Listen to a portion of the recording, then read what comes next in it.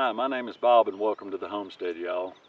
If you watched our video on planting our garden, you saw that I did something that I adamantly am against, and that's tilling our soil in our garden. We've been no-till now for many years, and it just makes a huge difference. And I wanted to show you the difference in these bean plants in the area that I had to till. I took and flipped this geofabric over, cut off 30 feet of it on that end, and I tilled this upper part to level it out. When this was new ground 12 years ago, we put this geofabric, this landscape fabric down, and the stump holes have all settled over the last 10 or 12 years, and they've aggravated me, they've aggravated Christy, so I thought, well, this year I'm going to go ahead and take my tractor, till it up, take my box blade and level it out. But by doing so, I got into our good soil that hasn't been tilled in years. I came a couple feet over into it. I still planted a row of beans in this soil, and I wanted to show you the difference between these beans and the tilled soil and the beans that are in the no-till soil. So this is about one of the only times I'm going to be able to show this example, because I don't plan on tilling my garden ever again. So I thought I would take advantage of it, show you the difference in the plants. They've been in the ground 5 weeks now, well, 5 weeks and 2 days since we planted the seeds. And I want to show you the difference in the plants, the health of the plants, even in the same row. The far end, I didn't have to till that any. I was able to take my box blade a little bit and drag dirt down there to level it up. But on this upper part, I did till it, especially right in here. I tilled it a whole lot. So I'll grab the camera, I'll take you a little closer, we'll inspect these beans, look at the growth on them. They're still growing okay. I did pour the compost to them just like I do everything else. I'm fixing to go back over them right now with some fresh compost now that they've been in the ground 5 weeks, and give them another layer of fresh compost, and maybe that'll give them the nutrients they need to shoot on up and produce plenty of beans. But let me go grab the camera, we'll show you this row first. This is the soil that's been tilled. Now remember, when you till the soil, you kill almost all the microbes that are in the soil, all the bacteria, all the fungi that your plants need to take those nutrients and convert them into usable nutrients for your plants. But it's the equivalent of a tornado coming through your house. So think about that. Think about a tornado coming through your house. How much is that going to disrupt your life? Or, you know, how much is that going to hurt you? Well, every time you till the soil, that's exactly what you're doing to the ecosystem underground. So we'll look at this row first. I'll take you over here about 8-9 feet over, and I'll show you another row of beans, and I'll show you the difference in tilling and no tilling. These are the plants that we planted, the bean plants that we planted in the tilled part. There's a few weeds here that are trying to come up, some crabgrass, but they just pull up real easy out of this compost. There's some clover. I always leave the clover. I don't pull it out. But you can see how small these plants are. They're just kind of spindly.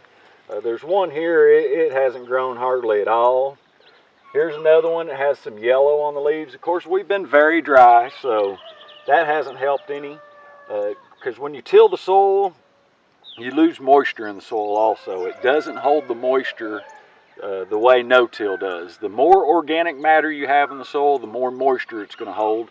So your plants are going to be more drought tolerant, because the soil and the subsoil is just going to hold a ton of moisture, and you're not going to have to worry about when you have droughts. But you can see how small these plants are. Some of these are only 8 or 9 inches tall. That one's about a foot. There's a couple here as we get closer to the end of this row I didn't have to till as much that are doing well. And then on the other end of the row, there's some that are doing real well that I didn't have to till hardly at all. But these through here where I had to till the ground pretty deep and then drag it all to level it all out, they're just not doing near as well. So let's hop over here about 10 feet over into real good soil, and let's look at the difference in the bean plants. These are, like I said, 8 or 9 feet over. These are in no-till soil. You can see how huge these plants are. They're just monsters. They're loaded with blooms, loaded with beans, young beans starting up. You know, this is 5 weeks growth on these, and they're just doing tremendous. I mean, look at these bean plants here. You can't even hardly see down in them. I have a few that are leaned over. We had a bad storm last night. Only got a 1/10 of an inch of rain, but we had 50-mile-an-hour winds, and it blew these beans. They were standing up nice and pretty. So I had to come out this morning and stand the corn back up, stand okra back up.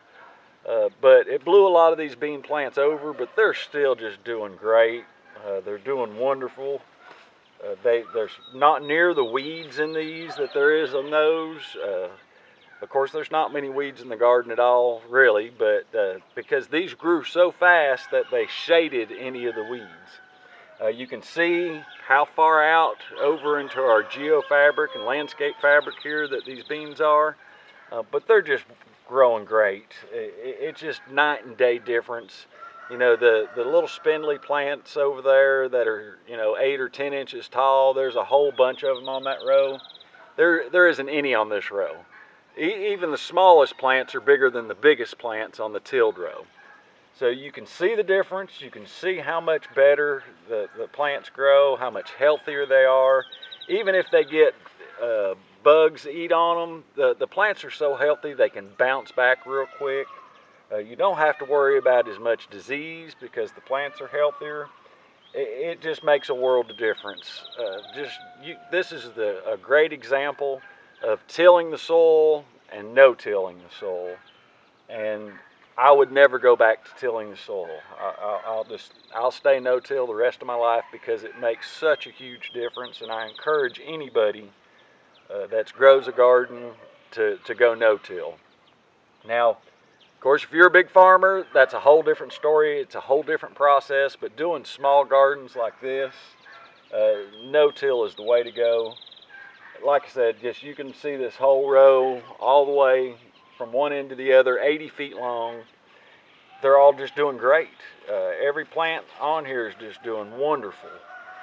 So that shows you the difference in tilling the soil and no-till. I'm 10 feet apart, so it's not like we're in a whole different part of the garden. Just this part of the garden hasn't been tilled in years, and that part I tilled this spring.